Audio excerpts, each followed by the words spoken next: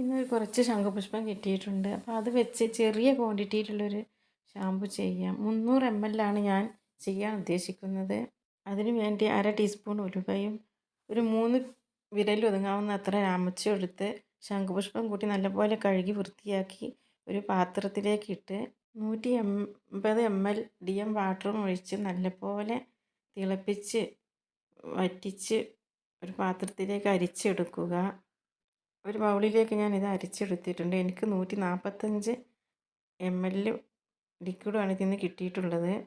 ഇനി ഒരു 150 ml pearl shampoo ബേസും കൂടി ഇതിലേക്ക് ആഡ് ചെയ്ത് നല്ലപോലെ മിക്സ് ചെയ്ത് യോജിപ്പിക്കുക. കൈ വെക്കാതെ മിക്സ് ചെയ്തുകൊണ്ടേയിരിക്കണം. ഇനി അതിലേക്ക് ഒരു 4 ഡ്രോപ്സ് വെജിറ്റബിൾ ഗ്ലിസറിൻ ആഡ് ചെയ്യുക. 3 ഡ്രോപ്സ് വൈറ്റമിൻ ഇ ഓയിലും കൂടി ഇതിലേക്ക് ചേർക്കുക. ഫ്രാഗ്രൻസും കൂടി ഇതിലേക്ക് ആഡ് ചെയ്യാം.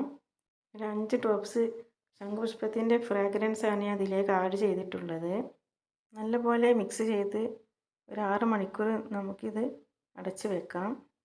6 മണിക്കൂറിന് ശേഷം നമുക്കിതൊരു ബോട്ടിൽ ആക്കി ഉപയോഗിക്കാം. Okay, bye bye.